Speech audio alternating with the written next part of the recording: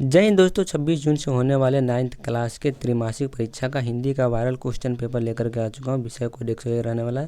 तो आप सब लोग जो सारे क्वेश्चन को ध्यान से देख लीजिएगा। देखिए, जून का जो है आपका 2025 का होने वाला है। तो चलिए बिना देरी के हम लोग अपना क्वेश्चन की ओर बढ़ते हैं। आप लोग सारे क्वेश्चन को देखते रहिए। तो चलिए हम लोग जो है पहला क्वेश्चन की ओर बढ़ते हैं। पहला क्वेश्चन देखिए क्या करा है, निम्न में से कौन शुद्ध शब्द है। शुद्ध शब्द आपका कौन है, सुरभित। ऑप्शन नंबर ए जो है आपका 1 नंबर का करेक्ट आंसर हो जाएगा।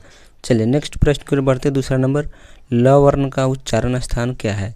ल का जो है उच्चारण स्थान क्या होता है, कंठ, तालु, दांत या फिर ओष्ठ। तो ल का जो उच्चारण स्थान हो जाएगा आपका दंत हो जाएगा। ऑप्शन नंबर डी जो है 2 का राइट आंसर हो जाएगा। उन वर्णों को क्या कहते हैं जिनका उच्चारण बिना अवरोध या बिना विद्य बोध बाधा होता है, तो उसको हम कहते हैं स्वर वर्ण। ऑप्शन नंबर ए 3 का राइट आंसर हो जाएगा। चलिए 4 नंबर प्रश्न देखिए, सैलून शब्द किस लिंग का उदाहरण है। सैलून जो है आपका किस लिंग का उदाहरण हो जाएगा। तो देखिए पुल्लिंग या स्त्रीलिंग। तो ऑप्शन नंबर बी जो है आपका स्त्रीलिंग हो जाएगा सैलून शब्द। चलिए 5 नंबर प्रश्न की ओर बढ़ते हैं हम लोग। 5 में देखिए क्या करें, तिथि शब्द का बहुवचन क्या होगा। तो तिथिये या फिर तिथियाँ। ऑप्शन नंबर डी तिथियाँ जो है आपका हो जाएगा बहुवचन किसका, तिथि शब्द का बहुवचन। क्रिया के उस रूपांतरण को क्या कहते हैं जिसमें उसके कार्य व्यापार समय और उसकी अवस्था का बोध होता है। तो उसको हम लोग क्या कहते हैं, कालवाच्य सहायक क्रिया या फिर क्रियार्थक संज्ञा। तो उसको हम लोग कहेंगे काल। ऑप्शन नंबर बी जो है राइट आंसर हो जाएगा 6 नंबर प्रश्न का। नेक्स्ट प्रश्न की ओर बढ़ते हैं। 7 नंबर, जटिल शब्द का विलोम क्या होगा। तो जटिल का तरल, सरल, मुक्त या कुटीर। तो सरल आपका हो जाएगा। जटिल का विलोम क्या हो जाएगा, सरल।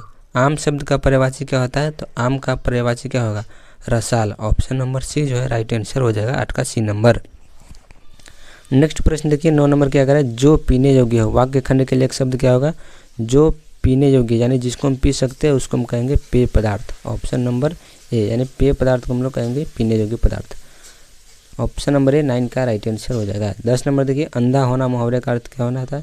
तो अंधा होना मुहावरे का अर्थ होता है धोखा देना, यानी किसी के समय पर धोखा देना, उसमें आपका हो जाएगा अंधा होना मुहावरे का अर्थ। दिगंबर शब्द का संधि विच्छेद क्या हो। तो दिक जोर अंबर। ऑप्शन नंबर डी देखिए क में हलंत होना चाहिए। तो दिक जोर अंबर जो आपका सही आंसर हो जाएगा। ऑप्शन नंबर सी गलत है। Option number D right answer हो जाएगा 11 नंबर का। अगला प्रश्न नंबर देखिए 12 नंबर क्या करें, संधि में जब 2 अक्षर या वर्ण मिलते हैं तब उसके मेल को क्या कहते हैं। संधि में जब 2 अक्षर या वर्ण मिलते हैं तो उससे मेल से क्या उत्पन्न होता है। तो उसके मेल से उत्पन्न होता है विकार। ऑप्शन नंबर सी जो है राइट आंसर हो जाएगा। 29 शब्द में कौन सा उपसर्ग है। 29 शब्द में आपका हो जाएगा 29। तो उन जो आपका हो जाएगा उपसर्ग और 30 जो है आपका प्रत्यय हो जाएगा। तो ऑप्शन नंबर 13 का राइट आंसर हो जाएगा। 14 नंबर देखिए, भीरंत शब्द में कौन सा प्रत्यय है। भीरंत, भीर अंत में कौन सा प्रत्यय है। तो अंत जो आपका हो जाएगा प्रत्यय। भीरंत में प्रत्यय कौन हो जाएगा, अंत। Option number A. तुमने गाया होगा यह किस काल का उदाहरण है। तुमने गाया होगा तो इस किस काल का उदाहरण है, भूतकाल का। Option number B right answer हो जाएगा। चलिए 16 नंबर प्रश्न की ओर बढ़ते हैं। शिव पूजन सहाय के बचपन का नाम क्या था। तो शिव पूजन सहाय का बचपन का नाम था ऑप्शन नंबर सी यानी भोलानाथ। राइट आंसर क्या हो जाएगा, भोलानाथ। भगजोगनी चूँकि मुंशी जी की गरीब घर में पैदा हुई और जन्मते ही माँ के दूध से वंचित होकर क्या कहलाने लगी थी।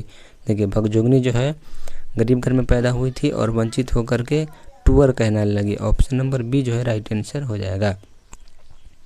भगजोगनी का दूसरा पति कौन है। तो उसका सौतेला बेटा जो है आपका भगजोगनी का दूसरा पति हो जाएगा। नेक्स्ट प्रश्न देखिए अगला नंबर क्या करें, भारतीय गणतंत्र के प्रथम राष्ट्रपति कौन हुए थे। भारतीय गणतंत्र के प्रथम राष्ट्रपति कौन थे, डॉक्टर राजेंद्र प्रसाद। डॉक्टर राजेंद्र प्रसाद जो है भारत के प्रथम राष्ट्रपति थे और ये बिहार के रहने वाले थे। तो 19 का राइट आंसर क्या हो जाएगा, ऑप्शन नंबर ए। 20 नंबर प्रश्न को बढ़ते, बुद्ध के समय नालंदा में क्या था।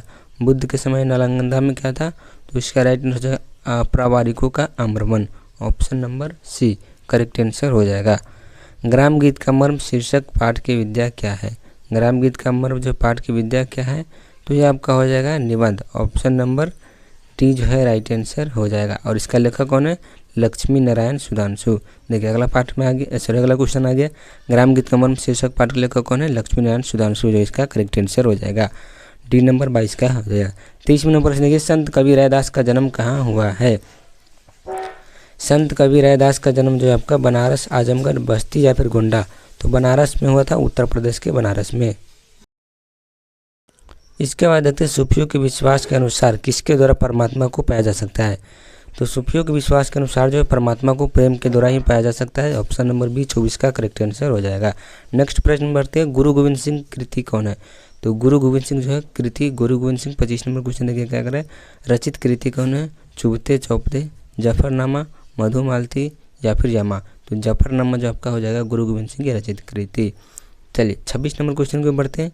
26 नंबर देखिए क्या करें यहाँ पर, पलक पावरे, यहाँ पर देखिए 26 नंबर जो आपका पलक पावरे का रचयिता कौन है। तो पलक पावरे पाठ क्या है, तो पलक पावरे आपका हो जाएगा कविता। ऑप्शन नंबर सी जो है 26 का करेक्ट हो जाएगा। किसको यह ज्ञान मिला था कि बिना के तारों से इतना मत कसो कि वह टूट जाए और इतना ढीला मत कर दो कि उससे संगीत ही न निकले। यह किसने जो है कहा था, तो ये कहा था आपका ऑप्शन नंबर ए भगवान बुद्ध ने।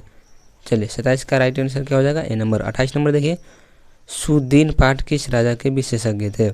सुदीन पाठ जो है किस राजा के विशेषज्ञ थे। 28 का ऑप्शन नंबर बी हो जाएगा सितार के। अगले प्रश्न देखिए 29 नंबर के बढ़ते हैं। बिहार में प्रचलित लोकगीतों के मुख्य रूप कितने भेद है। बिहार में प्रचलित लोकगीतों के मुख्य रूप से कितने प्रकार है। तो लोक